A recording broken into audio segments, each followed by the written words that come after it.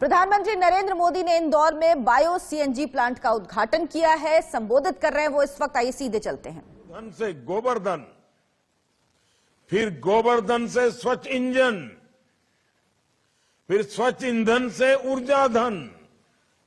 ये श्रृंखला जीवन धन का निर्माण करती है।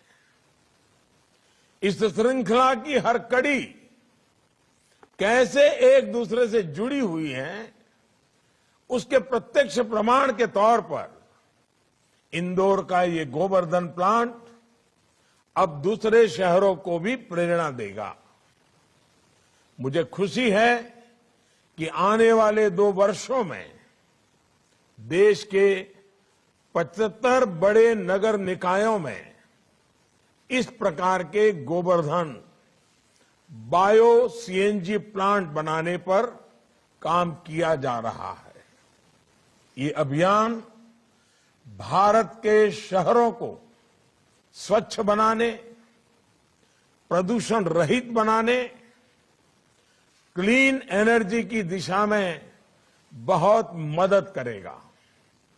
और अब तो शहरों में ही नहीं बल्कि देश के गांवों में भी हजारों की संख्या में गोवर्धन बायोगैस प्लांट लगाए जा रहे हैं। इनसे हमारे पशुपालकों को गोबर से भी अतिरिक्त आय मिलनी शुरू हुई है। हमारे गांव देहात में किसानों को बेसहारा जानवरों से जो दिक्कत होती है, वो भी इस तरह के गोवर्धन प्लांट में उसके कारण कम हो जाएगी। ये सारे प्रयास भारत के क्लाइमेट कमिटमेंट को भी पूरा करने में मदद करेंगे। साथियों, गोवर्धन योजना यानी कचरे से कंचन बनाने के हमारे अभियान का जो असर हो रहा है, उसकी जानकारी जितनी ज्यादा से ज्यादा लोगों को मिले वो उतना ही अच्छा है। गोवर्धन बायो सीएनजी प्लांट से इंदौर को प्रतिदिन 17 से 18 हजार किलो बायो सीएनजी तो मिलेगी ही, इसके अलावा 100 टन जैविक खाद भी यहां से रोजाना निकलेगा। सीएनजी के कारण प्रदूषण कम होगा और इसलिए प्रत्येक व्यक्ति और जीवन जीने में, हर व्यक्ति को जीवन जीने में उसकी सुविधा बढ़ेगी। इसी प्रकार से यहां जो जैविक खाद बनेगी, उससे हमारी धरती मां को भी नया जीवन मिलेगा। हमारी धरती का कायाकल्प होगा। एक अनुमान है कि इस प्लांट में जो सीएनजी बनेगी, उससे इंदौर शहर में हर रोज करीब करीब 400 बसें चलाई जा सकेगी। इस प्लांट से सैकड़ों युवाओं को किसी ना किसी रूप में रोजगार भी मिलने वाला है, यानी एक ग्रीन जॉब्स को बढ़ाने में भी मददगार होगा। भाइयों और बहनों, किसी भी चुनौती से निपटने के 2 तरीके होते हैं। पहला तरीका ये कि उस चुनौती का तत्कालीन समाधान कर दिया जाए। दूसरा ये होता है कि उस चुनौती से ऐसे निपटा जाए कि सभी को स्थायी समाधान मिले। बीते 7 वर्षों में हमारी सरकार ने जो योजनाएं बनाई हैं, वो योजनाएं स्थायी समाधान देने वाली होती है। एक साथ कई लक्ष्यों को साधने वाली होती है। स्वच्छ भारत अभियान को ही लीजिए। इससे स्वच्छता के साथ साथ बहनों की गरिमा, बीमारियों से बचाव, गांव शहरों को सुंदर बनाने और रोजगार के अवसर तैयार करने जैसे अनेक काम एक साथ हुए हैं। अब हमारा फोकस घर से, गली से निकले कचरे के निस्तारण का है, शहरों को कूड़े के पहाड़ों से मुक्त करने का है। इनमें भी इंदौर एक बेहतरीन मॉडल बनकर उभरा है। आप भी जानते हैं कि नया प्लांट जहां लगा है वहां पास ही देव गुडरिया में कूड़े का पहाड़ होता था। हर इंदौर वासी को इससे दिक्कत थी, लेकिन अब इंदौर नगर निगम ने 100 एकड़ की इस डंप साइट को ग्रीन जोन में बदल दिया है। साथियों, आज देश भर के शहरों में लाखों टन कूड़ा देश को दशकों से ऐसे ही हजारों एकड़ जमीन पर को घेरे हुए हैं। ये शहरों के लिए वायु प्रदूषण और जल प्रदूषण से होने वाली बीमारियों की भी बड़ी वजह है। इसलिए स्वच्छ भारत मिशन के दूसरे चरण में इस समस्या से निपटने के लिए काम किया जा रहा है। लक्ष्य ये है कि आने वाले 2-3 वर्षों में कूड़े के इन पहाड़ों से हमारे शहरों को मुक्ति मिल सके, उन्हें ग्रीन जोन्स में बदला जा सके। इसके लिए राज्य सरकारों को हर संभव मदद दी जा रही है।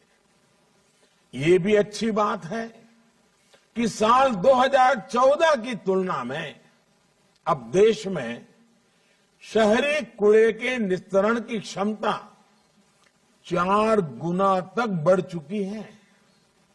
देश को सिंगल यूज प्लास्टिक से मुक्ति दिलाने के लिए 1600 से अधिक निकायों में मटेरियल रिकवरी फैसिलिटी भी तैयार की जा रही है।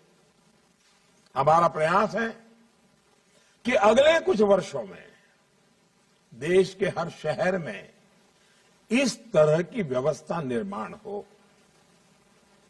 इस तरह की आधुनिक व्यवस्थाएं भारत के शहरों में सर्कुलर इकोनॉमी को भी एक नई शक्ति दे रही है। साथियों, स्वच्छ होते शहर से एक और नई संभावना जन्म लेती है। ये नई संभावना है पर्यटन की।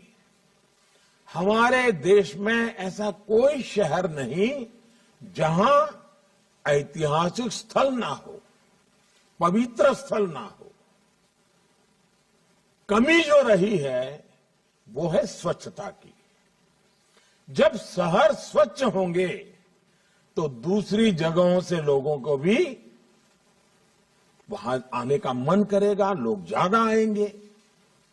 अब जैसे कितने ही लोग तो केवल ये देखने इंदौर आते हैं कि देखें सफाई के लिए आपके यहां काम हुआ है, जरा जाकर के देखें तो सही। जहां स्वच्छता होती है, पर्यटन होता है, वहां पूरी एक नई अर्थव्यवस्था चल पड़ती है। साथियों, हाल ही में इंदौर ने वाटर प्लस होने की उपलब्धि भी हासिल की है। ये भी अन्य शहरों को दिशा दिखाने वाला काम हुआ है। जब किसी शहर के जल स्रोत साफ होते हैं, नाले का गंदा पानी उनमें नहीं गिरता तो एक अलग ही जीवंत ऊर्जा उस शहर में आ जाती है। सरकार का प्रयास है कि भारत के ज्यादा से ज्यादा शहर वाटर प्लस बने। इसके लिए स्वच्छ भारत मिशन के दूसरे चरण पर जोर दिया जा रहा है। 1 लाख से कम आबादी वाले जो नगर निकाय हैं, वहां गंदे पानी के ट्रीटमेंट की सुविधाएं बढ़ाई जा रही हैं। भाई और बहनों, समस्याओं को पहचान कर अगर ईमानदार प्रयास किए जाएं तो बदलाव संभव होता है। हमारे पास तेल के कुएं तो नहीं है, पेट्रोलियम के लिए हमें बाहर डिपेंडेंट रहना पड़ता है, लेकिन हमारे पास बायोफ्यूल के इथेनॉल बनाने के संसाधन बरसों से मौजूद रहे हैं। ये टेक्नोलॉजी भी काफी पहले आ चुकी थी। ये हमारी सरकार है जिसने इस टेक्नोलॉजी के इस्तेमाल पर बहुत ज्यादा जोर दिया। 7-8 साल पहले भारत में इथेनॉल ब्लेंडिंग मुश्किल से 1%, 1.5%, 2% इससे आगे नहीं बढ़ रहा था। आज पेट्रोल में इथेनॉल ब्लेंडिंग का प्रतिशत 8% आसपास पहुंच रहा है। बीते 7 वर्षों में ब्लेंडिंग के लिए इथेनॉल की सप्लाई को भी बहुत ज्यादा बढ़ाया गया है। साल 2014 से पहले देश में करीब 40 करोड़ लीटर इथेनॉल ब्लेंडिंग के लिए सप्लाई होता था। आप याद रखना, 40 करोड़ लीटर। आज भारत में 300 करोड़ लीटर से ज्यादा इथेनॉल ब्लेंडिंग के लिए सप्लाई हो रही है। कहां 40 करोड़ लीटर और कहां 300 करोड़ लीटर। इससे हमारी चीनी मिलों की सेहत सुधरी है और गन्ना किसानों को भी बहुत ज्यादा मदद मिली है। साथियों, एक और विषय है पराली का। पराली से हमारे किसान भी परेशान रहे हैं और शहरों में रहने वाले लोग भी। हमने इस बजट में पराली से जुड़ा एक अहम फैसला किया है। ये तय किया गया है कि कोयले से चलने वाले बिजली कारखानों में पराली का भी उपयोग किया जाएगा। इससे किसान की परेशानी तो दूर होगी ही, खेती के कचरे से किसान को अतिरिक्त आय भी मिलेगी। ऐसे ही हमने ये भी देखा है कि पहले सौर ऊर्जा, सोलर पावर को लेकर कितनी उदासीनता थी। 2014 के बाद से हमारी सरकार ने पूरे देश में सोलर पावर का उत्पादन बढ़ाने के लिए अभियान चलाया हुआ है। इसी का परिणाम है कि आज भारत सोलर पावर से बिजली बनाने के मामले में दुनिया के टॉप 5 कंट्रीज में, दुनिया के 5 प्रमुख देशों में अपनी जगह बना ली है। इसी सोलर पावर की शक्ति से हमारी सरकार किसानों को अन्नदाता के साथ ही ऊर्जादाता भी बना रहा है। अन्नदाता ऊर्जादाता बने। देश भर के किसानों को लाखों सोलर पंप भी दिए जा रहे हैं। भाई और बहनों, आज भारत जो कुछ भी हासिल कर रहा है उसमें टेक्नोलॉजी और इनोवेशन के साथ ही भारतीयों के परिश्रम का भी बहुत बड़ा हाथ है। इसी वजह से आज भारत ग्रीन और क्लीन फ्यूचर को लेकर बड़े लक्ष्य रख पा रहा है। हमारे युवाओं, हमारी बहनों, हमारे लाखों लाख सफाई कर्मचारियों पर अटूट भरोसा करते हुए हम आगे बढ़ रहे हैं। भारत के युवा नई टेक्नोलॉजी, नए इनोवेशन के साथ साथ जन जागरण में भी बहुत अहम भूमिका निभा रहे हैं। जैसे मुझे बताया गया है कि इंदौर की जागरूक बहनों ने कूड़े के प्रबंधन को एक अलग मुकाम पर पहुंचा दिया है। इंदौर के लोग कूड़े को 6 हिस्सों में अलग अलग करते हैं, जिससे कूड़े की प्रोसेसिंग और रिसाइकलिंग ठीक से हो सकती है। किसी भी शहर के लोगों की यही भावना, यही प्रयास स्वच्छ भारत अभियान को सफल बनाने में मददगार साबित होंगे। स्वच्छता के साथ साथ रिसाइकलिंग के संस्कारों को भी सशक्त करना अपने आप में देश की बड़ी सेवा है। यही तो लाइफ, LIFE, लाइफ यानी lifestyle for environment. PM Modi ने वीडियो कॉन्फ्रेंसिंग के जरिए इंदौर में बायो सीएनजी प्लांट का उद्घाटन किया। उन्होंने कहा कि इंदौर लोगों के लिए मानक गढ़ रहा है। साथ ही साथ इस प्लांट से 17,000 किलोग्राम बायो सीएनजी गैस हर रोज प्रोड्यूस की जाएगी और जिसका उपयोग बसों को चलाने के लिए भी किया जाएगा। एक छोटा सा ब्रेक, फौरन वापस लौटेंगे।